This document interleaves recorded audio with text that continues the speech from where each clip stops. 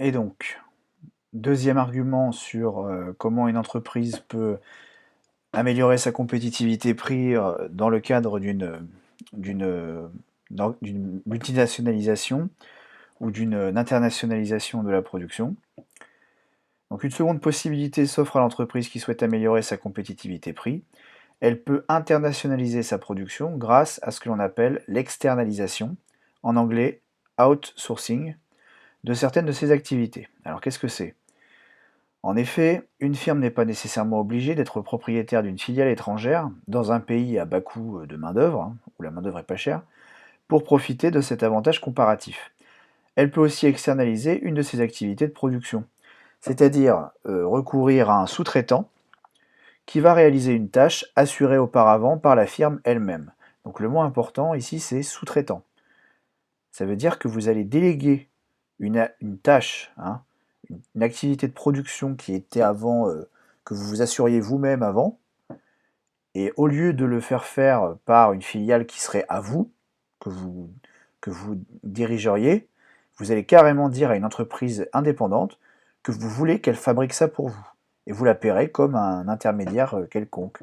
Donc cette entreprise qui va travailler pour vous de manière indirecte, on appelle ça un sous-traitant. Et elle ne travaille pas uniquement pour vous, elle travaille pour n'importe quelle autre entreprise qui a besoin de consommation intermédiaire ou comment dire, de matières premières, d'input, comme je disais tout à l'heure, ou d'intrants. Donc, vous n'avez pas forcément besoin de réaliser un IDE dans ce cas-là, vous pouvez tout simplement externaliser. Donc l'externalisation présente des avantages. Pourquoi l'entreprise ferait ça? Parce qu'il y a des avantages en termes de coûts de production. Donc ça présente des avantages en matière de coûts de production. Le sous-traitant peut être situé dans un pays où effectivement les salaires sont bas. Donc là, on retombe un peu sur les avantages de la DIPP, sauf que là, c'est carrément une entreprise étrangère qui va faire ça pour vous, et il se trouve qu'elle est dans un pays où les salaires sont faibles. Donc le résultat sera quasiment le même en matière de coût de production. Donc ce qui permettra à la firme d'obtenir des prix très faibles sur les produits réalisés par ce sous-traitant. Très bien. Deuxième idée, c'est que le sous-traitant peut fournir un même produit à plusieurs entreprises. Et donc, vu qu'il a plusieurs clients, le sous-traitant, il va produire en grande quantité et réaliser des économies d'échelle. Et là, vous retrouvez un mécanisme bien connu. Si le producteur sous-traitant produit une grosse quantité, il réalise des économies d'échelle. Ces économies d'échelle lui permettent de baisser son coût unitaire de production. Rappelez-vous, en diluant le coût fixe dans une grande quantité produite. Et donc, si le coût unitaire de production baisse, alors cela permet à la fin de baisser le prix de vente. Et qui va profiter de ce prix de vente réduit? C'est la firme qui développe une stratégie internationale de production. Donc la firme qui lui achète ses produits va donc en tirer un avantage financier, elle va acheter moins cher. Peut-être même encore moins cher que si elle avait créé une filiale qu'elle posséderait à 100%. Ça dépend. Enfin, autre argument, le sous-traitant est spécialisé dans son activité, d'accord? Donc il fait que ça. Et donc il va développer des effets d'apprentissage qui lui permettent des gains de productivité et encore une fois de baisser son coût unitaire de production et son prix de vente. Donc l'intérêt du sous-traitant, c'est que comme on lui délègue une activité et qu'il fait la même activité pour plusieurs entreprises, il est spécialisé dans son domaine.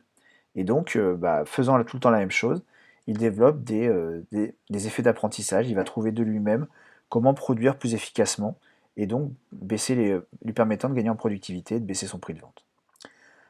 Par exemple, un exemple très connu que vous avez probablement vu en géographie, c'est l'entreprise Foxconn. Donc Foxconn qui est une entreprise située en Chine, dans la ville de Zhengzhou, si je ne me trompe pas, et qui est connu parce que c'est un sous-traitant de nombreuses entreprises multinationales comme Apple, Microsoft, Amazon, mais il y a aussi Sony, il y a plein d'autres entreprises très connues qui Amazon sans E, qui sont très connues. Et donc ces entreprises-là multinationales, eh bien, ont Foxconn comme sous-traitant et vont acheter à des prix ultra compétitifs tout un tas de composants électroniques qui leur serviront à fabriquer leurs ordinateurs, leurs téléphones, tout un tas de matériel informatique qui sera revendu par la suite par contre très cher. Donc cette relation commerciale permet à ces firmes, c'est-à-dire Apple, Microsoft et Amazon notamment, de faire faire. Faire faire, ça veut dire, voilà, on fait faire à quelqu'un d'autre, on délègue. De faire faire une partie de leur processus de production par une autre entreprise, et ce, à moindre coût. Donc ça, c'est l'avantage, hein, c'est que on fait faire à une autre entreprise qui, du coup, nous permet de faire des économies en matière de coûts de production. Donc Foxconn, c'est un sous-traitant très connu. Et au passage, je me permets une petite remarque d'ordre commercial ou de réputation. L'avantage de la sous-traitance, c'est que ça permet aussi d'éviter certains scandales. Par exemple, Apple achète à Foxconn et il se trouve que Foxconn fait travailler des enfants. C'est arrivé plusieurs fois. Que Foxconn emploie 50% de son personnel avec des contrats précaires, alors que la législation locale est censée limiter cette proportion à 10%.